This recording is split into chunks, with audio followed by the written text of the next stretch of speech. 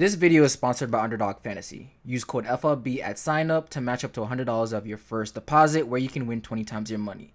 Underdog Fantasy, daily fantasy made for you. This team is going to give me a freaking heart attack. So as of right now, the Miami Heat are now 12th in the Eastern Conference at 4-7. Now, it doesn't need a rocket scientist to tell you that that record is absolutely freaking abysmal. But it also is extremely worrying, even though there's other contenders that are, struggling in the early parts of the season, like Golden State, like Brooklyn. Those teams at least have a clear-cut reason as to why they're struggling, and it could be fixed via trade or just learning to play defense in at least Golden State's case. For the Miami Heat, this team just kind of sucks right now. This team basically has the same roster it had last season that made them all the way to the Eastern Conference Finals. Now, that's without PJ Tucker, who was a big part of this defense, but replacement in Cody Martin has not really been that bad of a replacement in the starting lineup. But overall, there's just a lot of things that has just fallen off a cliff for this team. Right now, the defense that was now top 10 to top 5 in the NBA is now middle of the pack. The offense that was also at least top half of the league is now all the way into the bottom 20. This team's overall just aggressiveness and all the improvement that you expect to come this season. The only guy that it seems to actually decide that they wanted to improve this year was Max Strus and Tyler Herro. Everybody else is either regressed or looks worse than they did last year. Bam was talking about shooting 15 shots per game. He's shooting 13. He was averaging 19 last year. He's averaging 17 now. Jimmy's missed a couple of games, and while Jimmy's also played well throughout a couple of games, it just has not been enough. Kyle looks like he's way past over the hill, and that contract we gave him was the biggest mistake of our life. Duncan continues to look like the worst contract decision Pat Riley's ever freaking made, and Dwayne Dedmon looks like his legs are freaking shot. And Victor Oladipo and Omer Yurtseven has not touched the court since the season started, and there's rumors going around that the injuries may be way worse than people expected. I'm pissed. Let's talk about some of the problems and what they can fix to at least rectify a little bit of things so they can at least be a play-in team this season. Let's talk about it. But before we get started and I blow a gasket, if you enjoy basketball content and you enjoy YouTube and you enjoy the Miami Heat, because I will be making multiple videos on this team since, they're my favorite team. I covered them pretty heavily. Please hit that like button, hit that subscribe button. I'd love to have you here. We're trying to get to at least 5K by the end of the year. I'd love if you guys help me with that. First things first, let's talk about some of the guys that needed to improve. Going into this past season, losing PJ Tucker, a large part of the reason why a lot of people were worried about the Miami Heat is that they had two young guys that if they were able to take the leap going to next year, that this team would finally reach its full potential, and that was Bam Adebayo and Tyler Herro. So far, the only one of them holding up that bargain is Tyler Herro. After getting the starting lineup, while his averages look at 19 points per game right now, it's because there's two games, one where he missed a complete half of them, and one of them where he was out in the first quarter after getting hit in the eye where he only scored 2 points. So he's actually averaging around 23 to 24 points per game right now, if you take out those games that he just literally did not get to play it. And while it's passing down, Tyler's been forced to focus a little bit more on scoring since he's in the starting lineup, letting Kyle Lowry and Jimmy Butler handle the majority of the playmaking responsibilities. And he's been doing great, shooting 47% from the field, 38% from 3, 90% from the free throw line, rebounding the ball. And the what thing we asked him to improve on defense, he has been great this season. Now, his style of playing basketball is different than when he came into the league. The part of the reason why he meshed so well with the Miami Heat when he came in is that he wasn't more of a ball handler. He was more of a roaming off the ball catch and shooter, and he was great in that role. But now that he's more on the ball, he's gone away from that movement type of offense, which I think would really help the Heat and the starting lineup if he did go back to that a little bit. But him with the ball in his hands is still also been doing pretty well. But I do think him getting back to that movement type of offense would also be really good in the starting lineup. But the one we need to harp on right now, Bam Adebayo. Listen, I understand Bam is one of the best defenders, most versatile defenders in the league, and he always gives us all NBA level defense no matter when he's on the court. But guess what? When you want to be an all-star, when you want to be somebody that's one of the best centers in the league, top 3 at least, behind Jokic and Embiid, you can't be putting up 17 and 8. Right now, this past offseason, Pat Riley asked Bam one thing, and that is to shoot 15 shots per game. Bam's coming in saying that he's going to be taking threes and that he'll take at least 15 to 16 shots per game. He's taking 13, averaging 17 points per game, 8 rebounds, 1.2 steals, and a block per game.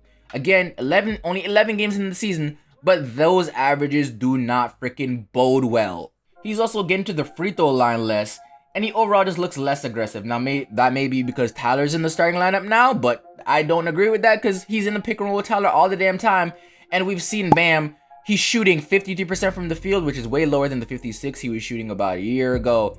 And he's missing bunnies in the lane, just looks unaggressive. When he gets the ball at the top of the perimeter, he said he's going to be taking threes. He doesn't take them. He looks around to pass the ball to either Tyler, Jimmy, or Kyle, and then get a pick and roll going where those guys take a shot instead of him getting it back to go at the rim. He's just not aggressive enough on the offensive end, and I don't know what it's ever going to take to actually push him to actually be that aggressive.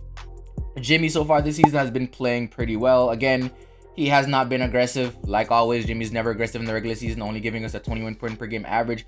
But 21, 6, 5.7, 2 steals on 46% shooting and 38% from 3 is more than enough you can expect for Jimmy for this team to not suck.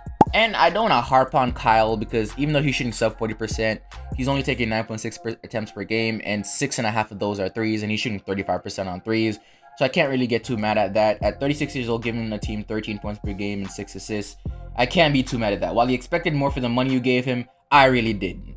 That was just security for the end of his career, not 30 million to expect him to be some great freaking playmaker or be back to prime Kyle Lowry. That's not where you're gonna get here.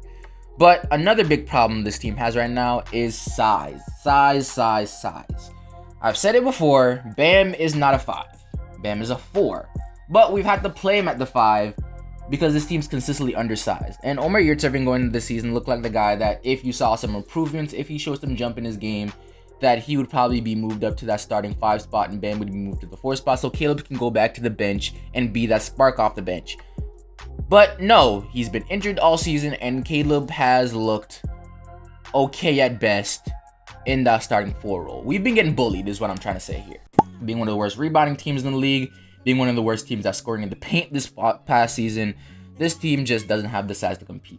While we allow one of the fewest points in the paint, it's because that our defensive scheme prioritizes just scrambling on closing out on threes and just giving up a good amount of threes. And that worked well last season, and so far we've been contesting a lot of them so far, and teams have been shooting a very high percentage. So you expect that to be rectified as the season goes on, because you can't expect teams to constantly shoot 40% against even uncontested freaking threes. But it is what it is. But still doesn't change the fact that we can't rebound and we can't get to the freaking paint because these guys literally cannot see the rim at all. That forces us to take a lot more threes, and so far those have not been freaking dropping this season. We have a lot of issues. Now, how do you fix some of these issues? One of the big ways you can do that is, again, while I hate it and he deserves to be in the starting lineup because he doesn't get the recognition he deserves when he's on the bench, but it's moving Tyler back to the bench until at least Vic comes back. Right now, we don't know the time over for Vic's return. So with Tyler back on the bench, it provides that bench with the needed scoring that it has. Last night against Portland, even though we lost, the starters showed a lot more cohesion with Max Strus in the starting lineup instead of Tyler right now. And just having Tyler on the bench giving us that scoring, at least for a couple of games until Vic comes back, is exactly what this team freaking needs. Right now, that bench scoring has been absolutely freaking abysmal this season without him there, and we truly do need him back on the bench. Another thing is kick Bam into high gear, please. I don't know who needs to force it down his throat that he needs to start taking more shots and be aggressive on the offensive end, but he needs to. He 1000% freaking needs to. You say you're going to start taking threes? You've taken like 3 of them so far this freaking season. You say you're going to take 15 shots per game, you're taking 13. Do what you say you're going to do. Rebound the ball. You averaged 10 rebounds last year. You're averaging 8 this season.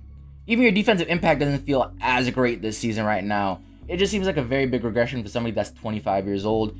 We need to kick you into high gear as of right now. You can't do much about Kyle. Kyle is getting older. Jimmy, you can't expect him to be, this ultra offensive guy in the regular season and then go to be the ultra offensive guy in the postseason at the age that he is. So I'm okay with what he's doing right now. Max Strus is giving us more than enough. And right now, I'm just going to say it. Even though his trade value is probably in the freaking dirt, trade Duncan. Somebody else deserves those minutes. Somebody else deserves some of those minutes. Trade Duncan. But yeah, right now I'm really royally pissed because these are a lot of games we should have won and not lost. These teams are nowhere near as good or talented as this Miami Heat team is, and we've just constantly been either playing down to our competition. That game against Golden State, both of those teams played up to the level that you expect both of them to. But the moment they get away from each other and Golden State plays like Orlando and we play like freaking Portland without freaking Dame. Oh no, they had Dame last night. Like Sacramento without De'Aaron freaking Fox or some shit. Even though we won that game, we played down to our freaking competition all the damn time. So let me know what you guys think in the comments section down below. Do you think the Miami Heat can get back to what they were doing last season? Let me know in the comment section. But with that being said, please hit that like button, that subscribe button. Use code FLB on Underdog Fantasy for up to $100 matching your first deposit. Use it to test your knowledge. I'm gonna start posting some of my picks on the community tab.